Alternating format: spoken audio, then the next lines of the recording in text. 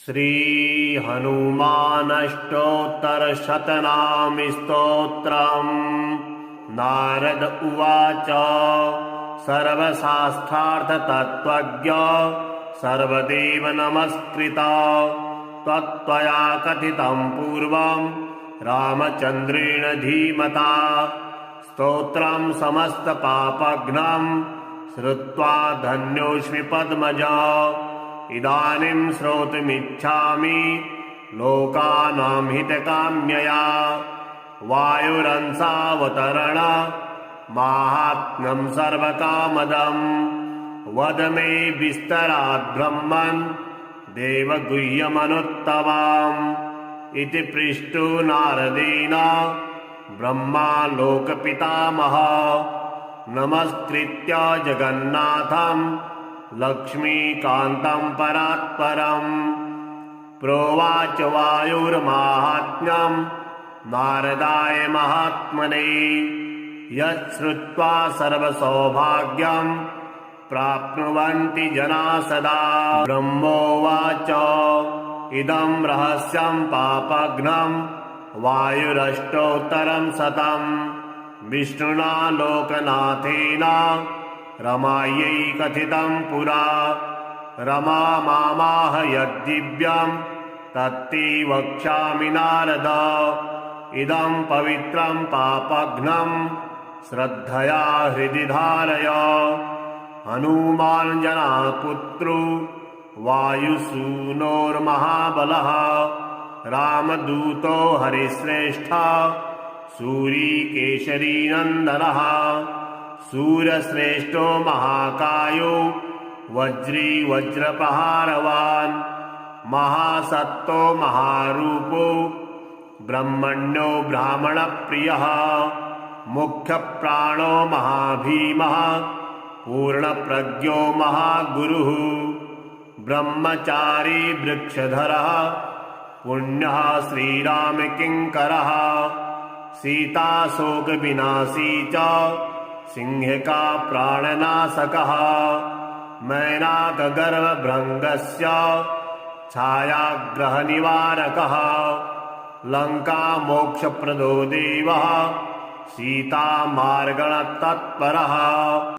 रामाङ्गुलिप्रदाता च सीताहर्षविवर्धनः महारूपधरो दिव्यो यशोकवननाशकः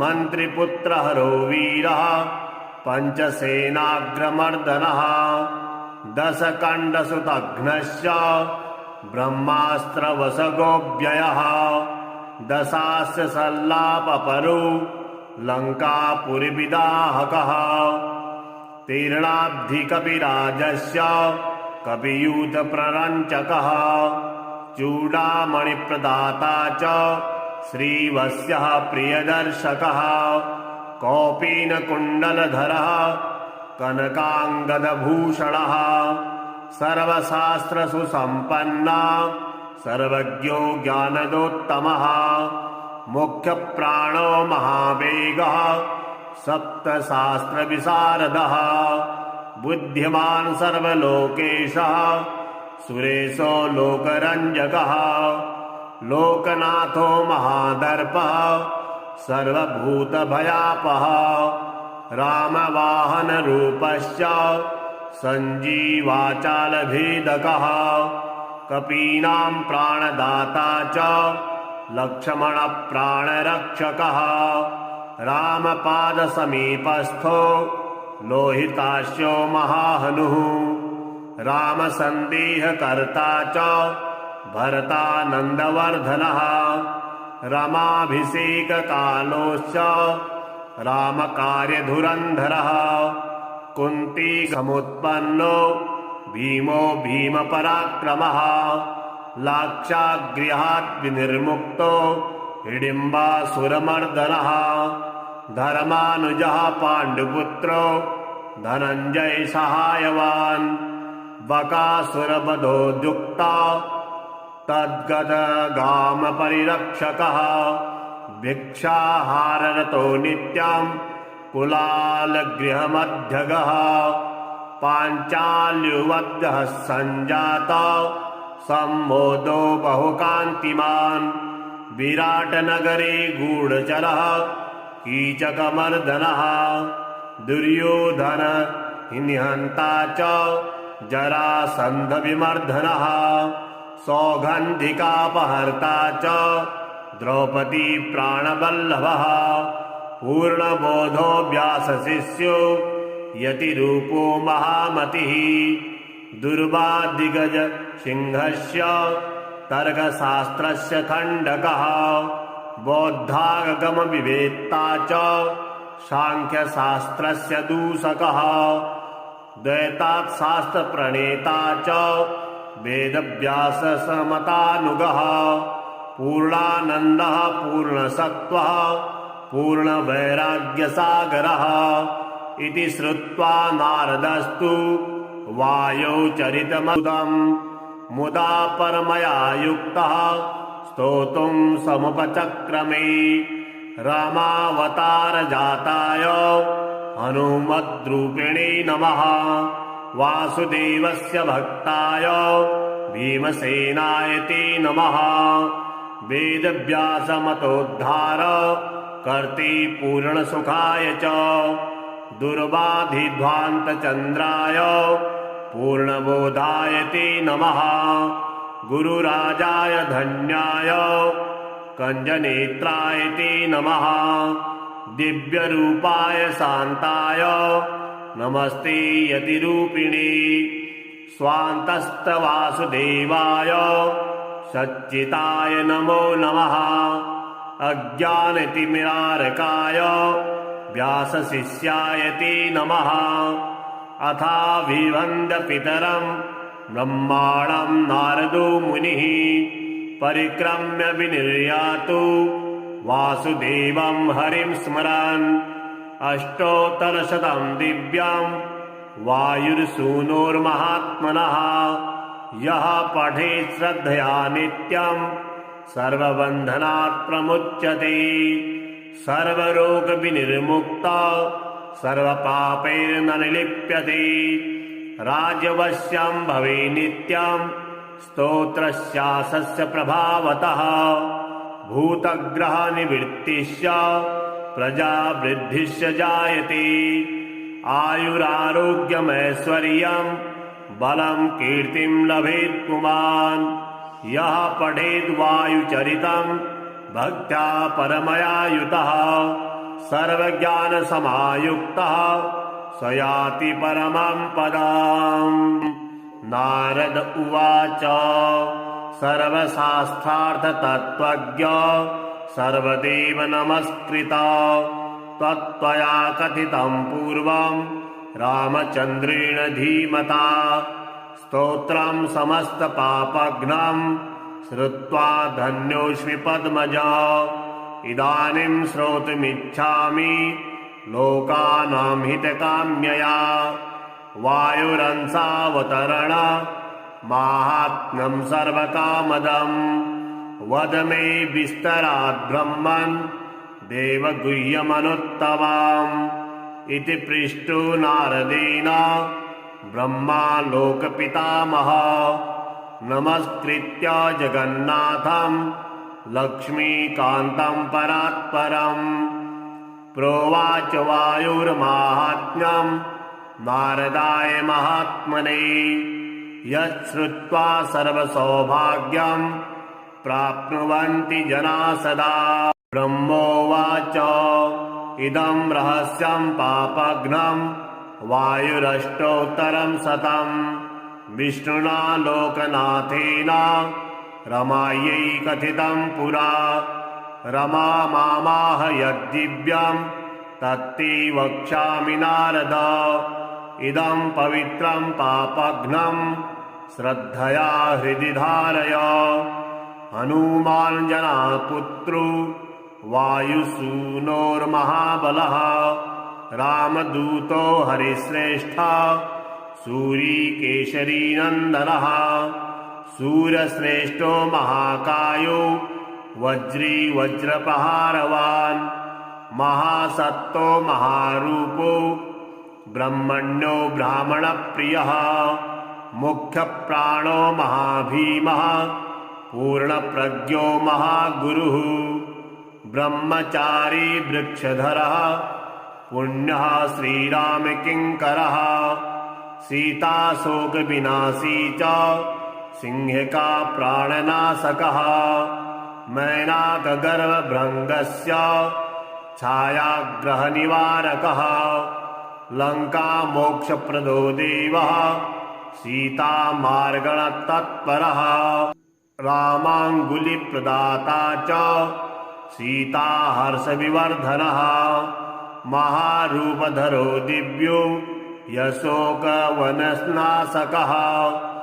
मन्त्रिपुत्रहरो वीरः पञ्चसेनाग्रमर्दनः दशकण्डसुतघ्नश्च ब्रह्मास्त्रवशगोऽव्ययः दशास्य सल्लापपरो लङ्कापुरीविदाहकः तीर्णाब्धिकपिराजस्य कपियूथप्ररञ्चकः चूडामणिप्रदाता च श्रीवत्सः प्रियदर्शकः कौपीनकुण्डलधरः कनकाङ्गदभूषणः सर्वशास्त्रसुसम्पन्ना सर्वज्ञो ज्ञानदोत्तमः मुख्यप्राणो महावेगः सप्तशास्त्रविशारदः बुद्धिमान् सर्वलोकेशः सुरेशो लोकरञ्जकः लोकनाथो महादर्पः सर्वभूतभयापः रामवाहनरूपश्च सञ्जीवाचालभेदकः कपीनां प्राणदाता च लक्ष्मणप्राणरक्षकः रामपादसमीपस्थो लोहितास्यो महाहनुः रामसन्देहकर्ता च भरतानन्दवर्धनः रमाभिषेककालोश्च रामकार्यधुरन्धरः कुन्तीगर्भसमुत्पन्नो भीमो भीमपराक्रमः लाक्षागृहात् विनिर्मुक्तो हिडिम्बासुरमर्दनः धर्मानुजः पाण्डुपुत्रो धनञ्जय सहायवान् बकासुरवधोद्युक्ता तद्गतगामपरिरक्षकः भिक्षाहाररतो नित्यं कुलालगृहमध्यगः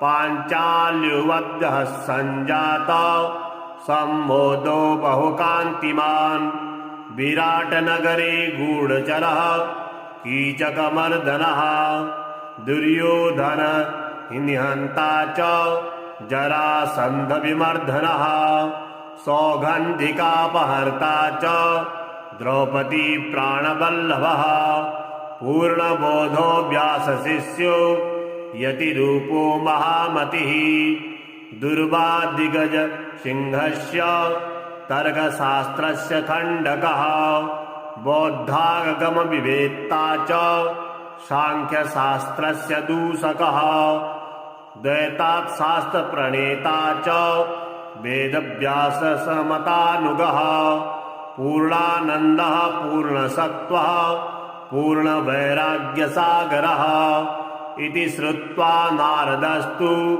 वायौ चरितमद्भुतं मुदा परमया युक्तः स्तोतुं समुपचक्रमे रामावतारजाताय हनुमद्रूपिणे नमः वासुदेवस्य भक्ताय भीमसेनाय ते नमः वेदव्यासमतोद्धार कर्ते पूर्णसुखाय च दुर्वाधिध्वान्तचन्द्राय पूर्णबोधाय ते नमः गुरुराजाय धन्याय कञ्जनेत्राय ते नमः दिव्यरूपाय शान्ताय नमस्ते यतिरूपिणे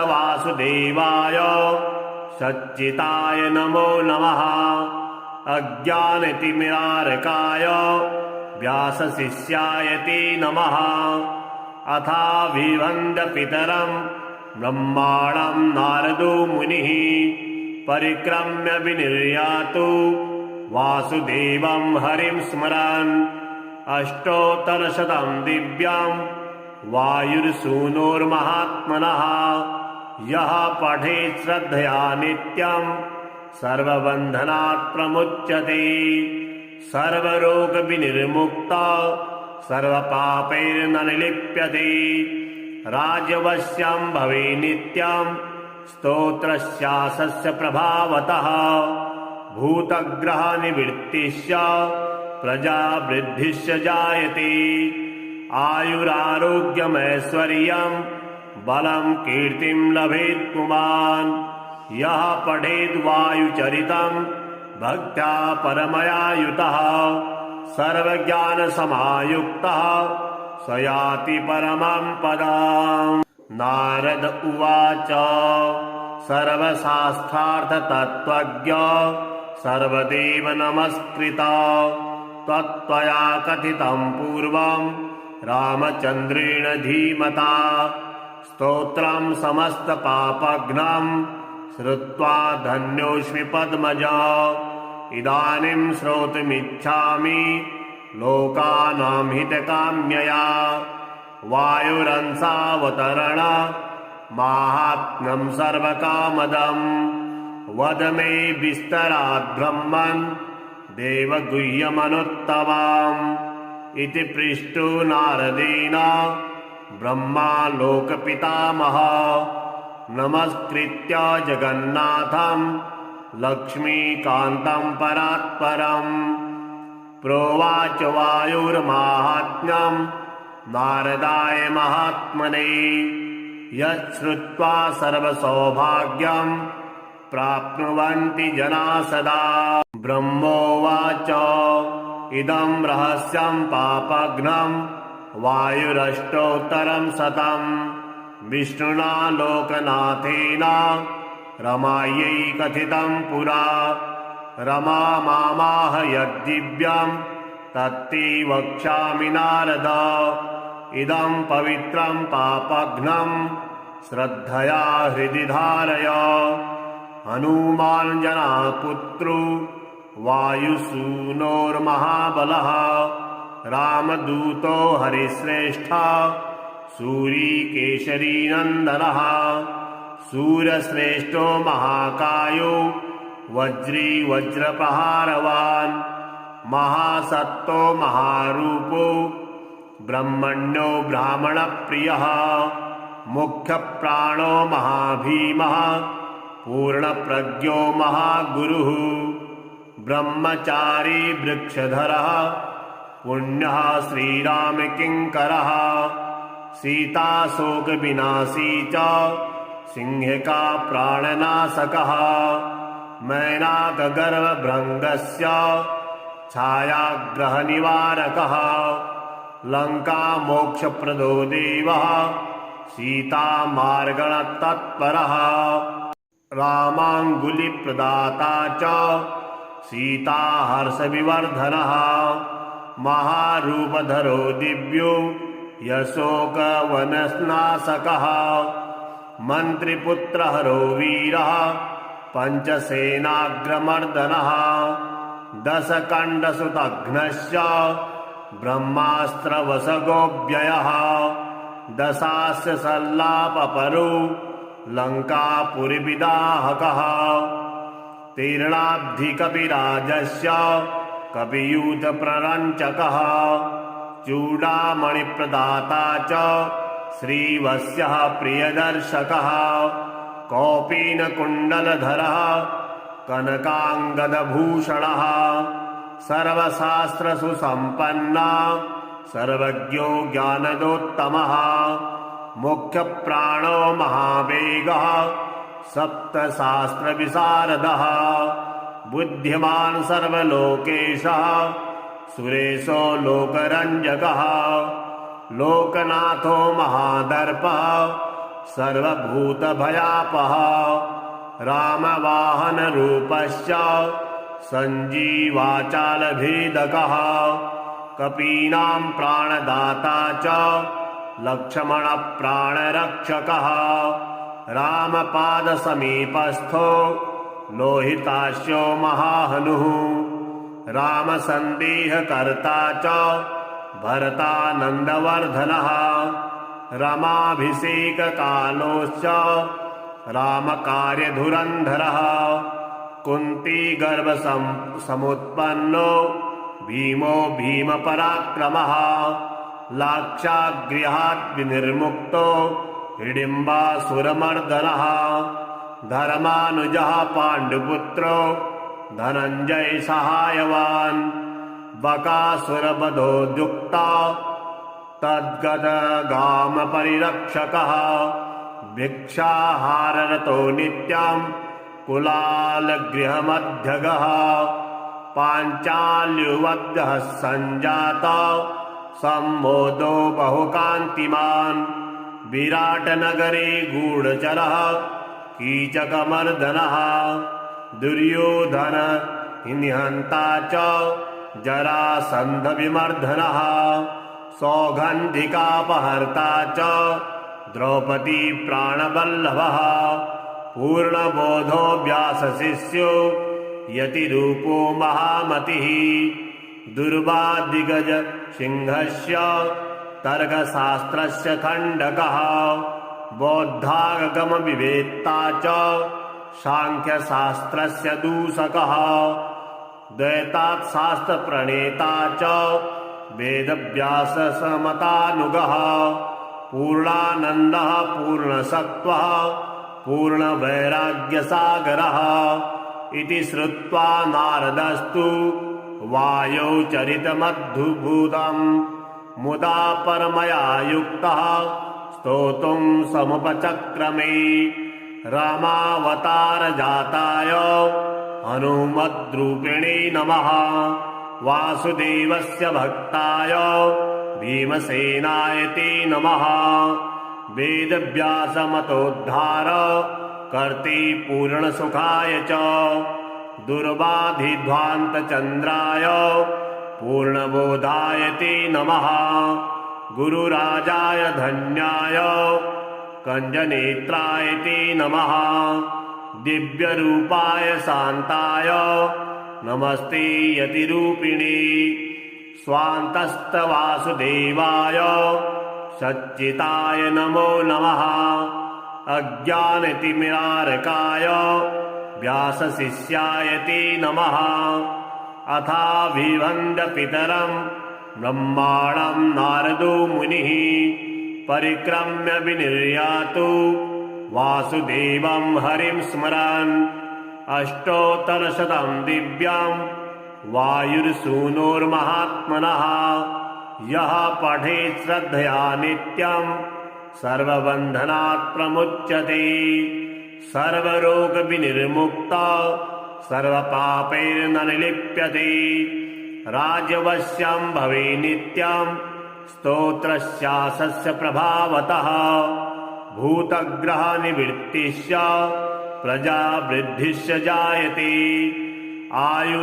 आयुरारोग्यमैश्वर्यं बलं कीर्तिं लभेत् पुमान् यः पठेद् वायुचरितं भक्त्या परमया युतः सर्वज्ञानसमायुक्तः स याति परमं पदम्। नारद उवाच सर्वशास्त्रार्थतत्त्वज्ञ सर्वदेव नमस्कृता त्वया कथितं पूर्वं रामचन्द्रेण धीमता स्तोत्रं समस्तपापघ्नं श्रुत्वा धन्योऽस्मि पद्मजा इदानीं श्रोतुमिच्छामि लोकानां हितकाम्यया वायुरंसावतरण माहात्म्यं सर्वकामदम् वद मे विस्तरात् ब्रह्मन् देवगुह्यमनुत्तमाम् इति पृष्टो नारदेन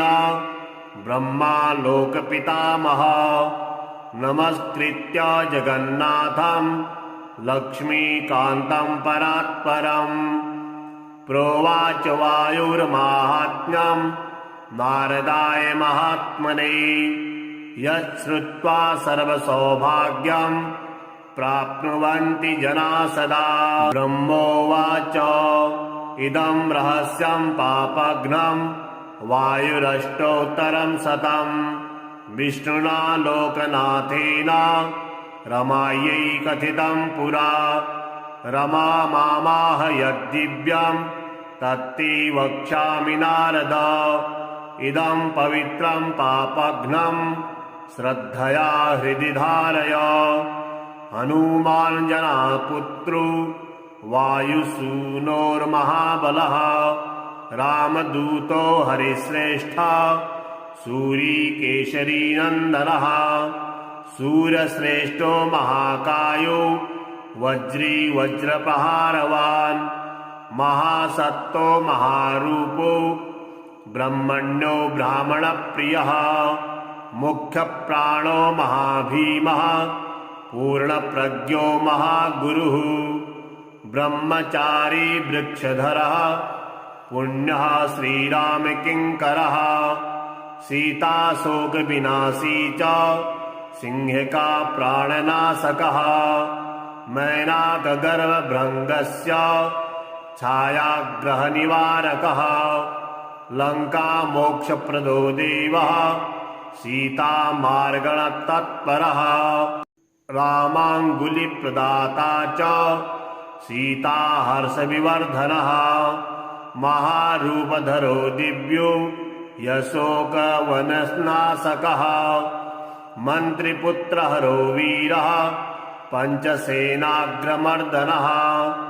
दशकण्डसुतघ्नश्च ब्रह्मास्त्रवशगोऽव्ययः। दशास्य सल्लापपरो लङ्कापुरीविदाहकः। तीर्णाब्धिकपिराजस्य कपियूथप्ररञ्चकः। चूडामणिप्रदाता च श्रीवत्सः प्रियदर्शकः। कौपीनकुण्डलधरः कनकाङ्गदभूषणः। सर्वशास्त्रसु सम्पन्ना सर्वज्ञो ज्ञानदोत्तमः। मुख्यप्राणो महावेगः सप्तशास्त्रविशारदः। बुद्धिमान् सर्वलोकेशः सुरेशो लोकरञ्जकः। लोकनाथो महादर्पः सर्वभूतभयापः। रामवाहनरूपश्च सञ्जीवाचालभेदकः। कपीनां प्राणदाता च लक्ष्मणप्राणरक्षकः। रामपादसमीपस्थो लोहितास्यो महाहनुः। रामसन्देहकर्ता च भरतानन्दवर्धनः। रमाभिषेककालोश्च रामकार्यधुरन्धरः। कुन्ती समुत्पन्नो भीमो भीमपराक्रमः। लाक्षागृहात् विनिर्मुक्तो हिडिम्बासुरमर्दनः। धर्मानुजः पाण्डुपुत्रो धनञ्जय सहायवान्। बकासुरवधोद्युक्ता तद्गतगामपरिरक्षकः। भिक्षाहाररतो नित्यं कुलालगृहमध्यगः। पाञ्चाल्युवद्यः सञ्जाता सम्मोदो बहुकान्तिमान्। विराटनगरे गूढचरः कीचकमर्दनः। दुर्योधन निहन्ता च जरासन्धविमर्दनः।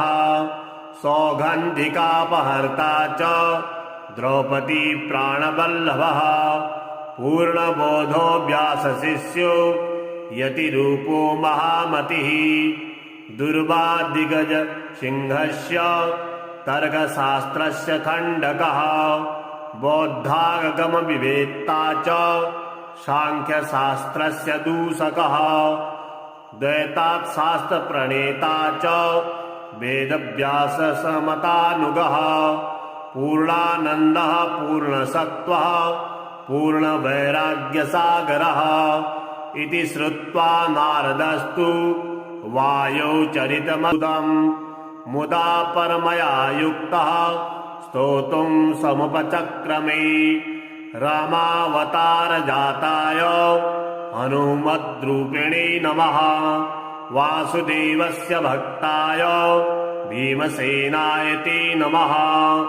वेदव्यासमतोद्धार कर्ते पूर्णसुखाय च दुर्बाधिध्वान्तचन्द्राय पूर्णबोधाय ते नमः। गुरुराजाय धन्याय कञ्जनेत्राय ते नमः। दिव्यरूपाय शान्ताय नमस्ते यतिरूपिणे। स्वान्तस्तवासुदेवाय सच्चिताय नमो नमः। अज्ञानतिमिरारकाय व्यासशिष्याय ते नमः। अथाभिवन्द्यपितरं ब्रह्माणं नारदो मुनिः परिक्रम्य विनिर्यातु वासुदेवं हरिं स्मरन्। अष्टोत्तरशतं दिव्यं वायुर्सूनोर्महात्मनः यः पठेत् श्रद्धया नित्यं सर्वबन्धनात् प्रमुच्यते। सर्वरोगविनिर्मुक्तः सर्वपापैर्न निलिप्यते। राजवश्यं भवे नित्यं स्तोत्रस्यास्य प्रभावतः। भूतग्रहनिवृत्तिश्च प्रजावृद्धिश्च जायते। आयुरारोग्यमैश्वर्यं बलं कीर्तिं लभेत् पुमान्। यः पठेद् वायुचरितं भक्त्या परमया युतः सर्वज्ञानसमायुक्तः स याति परमं पदम्। नारद उवाच सर्वशास्त्रार्थतत्त्वज्ञ सर्वदेव नमस्कृता त्वया कथितं पूर्वं रामचन्द्रेण धीमता। स्तोत्रं समस्तपापघ्नं श्रुत्वा धन्योऽस्मि पद्मजा। इदानीं श्रोतुमिच्छामि लोकानां हितकाम्यया। वायुरंसावतरण माहात्म्यं सर्वकामदं। वद मे विस्तराद् ब्रह्मन् देवगुह्यमनुत्तमम्। इति पृष्टो नारदेन ब्रह्मा लोकपितामहः। नमस्कृत्य जगन्नाथं लक्ष्मीकान्तं परात्परम्। प्रोवाच वायुर्माहात्म्यं नारदाय महात्मने। यच्छ्रुत्वा सर्वसौभाग्यं प्राप्नुवन्ति जना सदा। ब्रह्मोवाच इदं रहस्यं पापघ्नं वायुरष्टोत्तरं शतं।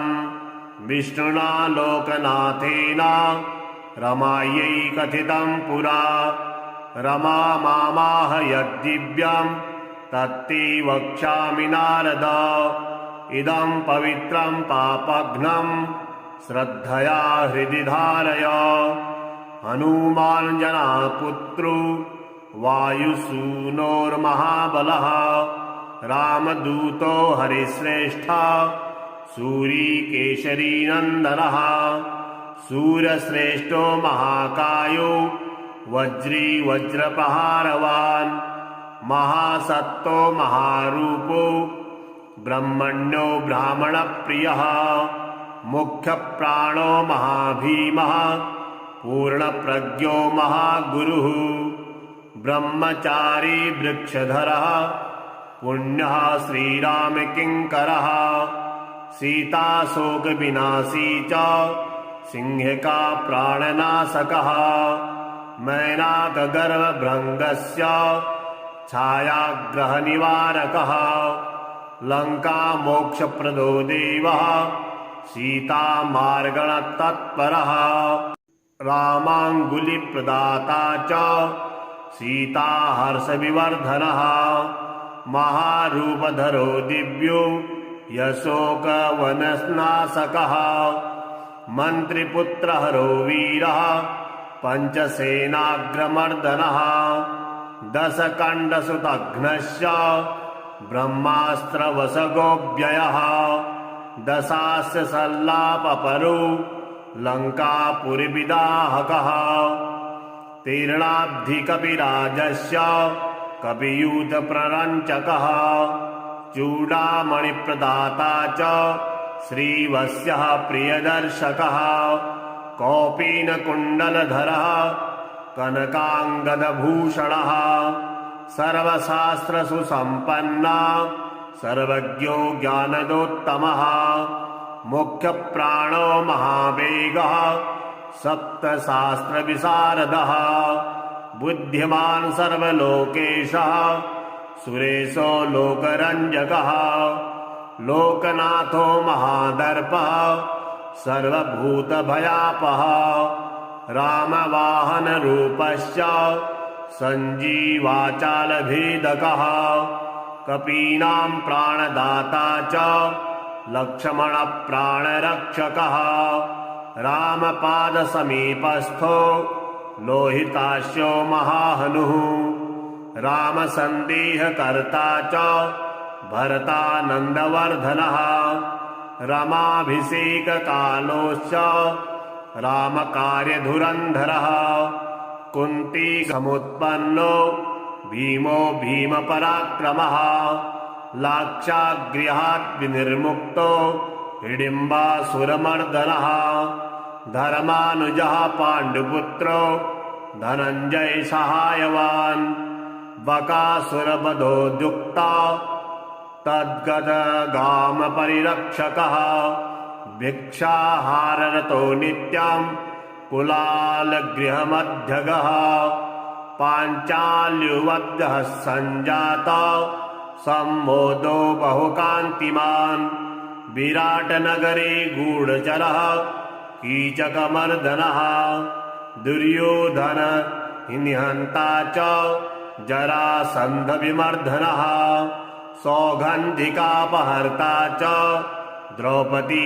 प्राणवल्लभः पूर्णबोधो व्यासशिष्यो यतिरूपो महामतिः दुर्वादिगज सिंहस्य तर्कशास्त्रस्य खण्डकः बौद्धागमविवेत्ता च सांख्यशास्त्रस्य दूषकः द्वैताशास्त्रप्रणेता च वेदव्याससमतानुगः पूर्णानन्दः पूर्णसत्त्वः पूर्णवैराग्यसागरः इति श्रुत्वा नारदस्तु वायौ चरितमद्भुतम् मुदा परमया युक्तः स्तोतुं समुपचक्रमे रामावतारजाताय हनुमद्रूपिणे नमः वासुदेवस्य भक्ताय भीमसेनाय ते नमः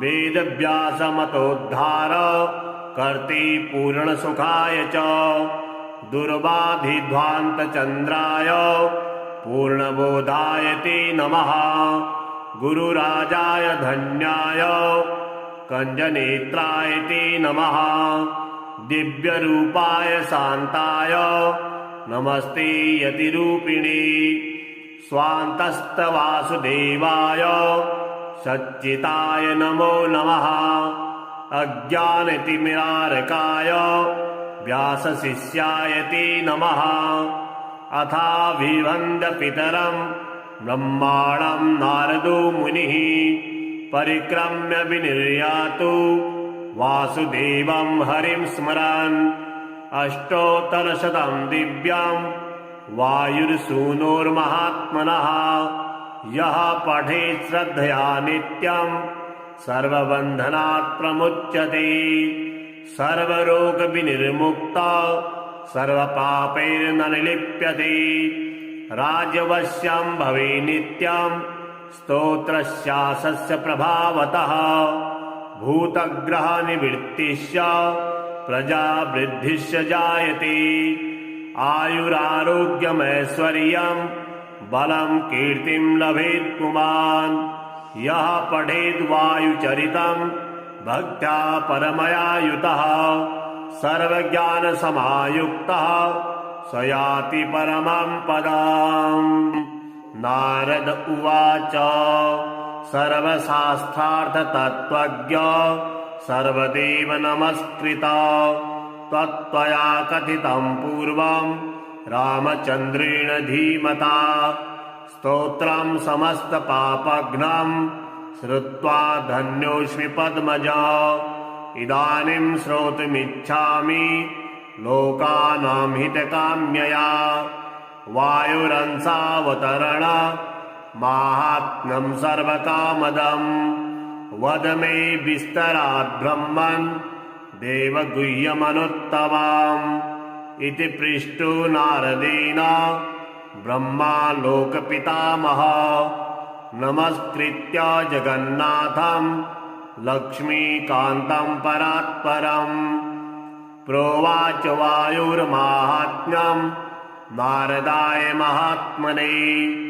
यच्छ्रुत्वा सर्वसौभाग्यं प्राप्नुवन्ति जना सदा। ब्रह्मोवाच इदं रहस्यं पापघ्नं वायुरष्टोत्तरं शतं। विष्णुना लोकनाथेन रमायै कथितं पुरा।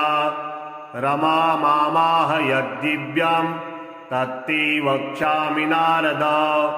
इदं पवित्रं पापघ्नं श्रद्धया हृदि धारय। हनुमान् जनापुत्रो वायुसूनोर्महाबलः। रामदूतो हरिश्रेष्ठः सूरीकेशरीनन्दनः। सूरश्रेष्ठो महाकायो वज्री वज्रप्रहारवान्। महासत्तो महारूपो ब्रह्मण्यो ब्राह्मणप्रियः। मुख्यप्राणो महाभीमः पूर्णप्रज्ञो महागुरुः। ब्रह्मचारी वृक्षधरः पुण्यः श्रीरामकिङ्करः। सीताशोकविनाशी च सिंहिका प्राणनाशकः। मैनाकगर्वभृङ्गस्य छायाग्रहनिवारकः। लङ्कामोक्षप्रदो देवः सीतामार्गणतत्परः। रामाङ्गुलिप्रदाता च सीताहर्षविवर्धनः। महारूपधरो दिव्यो यशोकवननाशकः। मन्त्रिपुत्रहरो वीरः पञ्चसेनाग्रमर्दनः। दशकण्डसुतघ्नश्च ब्रह्मास्त्रवशगोऽव्ययः। दशास्य सल्लापपरो लङ्कापुरीविदाहकः। तीर्णाब्धिकपिराजस्य कपियूथप्ररञ्चकः। चूडामणिप्रदाता च श्रीवत्सः प्रियदर्शकः। कौपीनकुण्डलधरः कनकाङ्गदभूषणः। सर्वशास्त्रसु सम्पन्ना सर्वज्ञो ज्ञानदोत्तमः। मुख्यप्राणो महावेगः सप्तशास्त्रविशारदः। बुद्धिमान् सर्वलोकेशः सुरेशो लोकरञ्जकः। लोकनाथो महादर्पः सर्वभूतभयापः। रामवाहनरूपश्च सञ्जीवाचालभेदकः। कपीनां प्राणदाता च लक्ष्मणप्राणरक्षकः। रामपादसमीपस्थो लोहितास्यो महाहनुः। रामसन्देहकर्ता च भरतानन्दवर्धनः। रमाभिषेककालोश्च रामकार्यधुरन्धरः। कुन्तीगर्भसमुत्पन्नो भीमो भीमपराक्रमः। लाक्षागृहात् विनिर्मुक्तो हिडिम्बासुरमर्दनः। धर्मानुजः पाण्डुपुत्रो धनञ्जय सहायवान्। बकासुरवधोद्युक्ता तद्गदगामपरिरक्षकः। भिक्षाहाररतो नित्यं कुलालगृहमध्यगः। पाञ्चाल्युवद्यः सञ्जाता सम्मोदो बहुकान्तिमान्। विराटनगरे गूढचरः कीचकमर्दनः। दुर्योधन निहन्ता च जरासन्धविमर्दनः। सौगन्धिकापहर्ता च द्रौपदी प्राणवल्लभः। पूर्णबोधो व्यासशिष्यो यतिरूपो महामतिः दुर्वादिगज सिंहस्य तर्कशास्त्रस्य खण्डकः बौद्धागमविवेत्ता च सांख्यशास्त्रस्य दूषकः द्वैताशास्त्रप्रणेता च वेदव्याससमतानुगः पूर्णानन्दः पूर्णसत्त्वः पूर्णवैराग्यसागरः इति श्रुत्वा नारदस्तु वायौ चरितमद्भुतं मुदा परमया युक्तः स्तोतुं समुपचक्रमे रामावतारजाताय हनुमद्रूपिणे नमः वासुदेवस्य भक्ताय भीमसेनाय ते नमः वेदव्यासमतोद्धार कर्ते पूर्णसुखाय च दुर्वाधिध्वान्तचन्द्राय पूर्णबोधाय ते नमः गुरुराजाय धन्याय कञ्जनेत्राय ते नमः दिव्यरूपाय शान्ताय नमस्ते यतिरूपिणे स्वान्तस्तवासुदेवाय सच्चिताय नमो नमः अज्ञानतिमिरारकाय व्यासशिष्याय ते नमः अथाभिवन्द्यपितरं ब्रह्माणं नारदो मुनिः परिक्रम्य विनिर्यातु वासुदेवं हरिं स्मरन् अष्टोत्तरशतं दिव्यं वायुर्सूनोर्महात्मनः यः पठेत् श्रद्धया नित्यं सर्वबन्धनात् प्रमुच्यते सर्वरोगविनिर्मुक्तः सर्वपापैर्न निलिप्यते राज्यवश्यं भवे नित्यं स्तोत्रस्यास्य प्रभावतः भूतग्रहनिवृत्तिश्च प्रजावृद्धिश्च जायते आयुरारोग्यमैश्वर्यं बलं कीर्तिं लभेत् पुमान् यः पठेत् वायुचरितं भक्त्या परमया युतः सर्वज्ञानसमायुक्तः स याति परमं पदम्।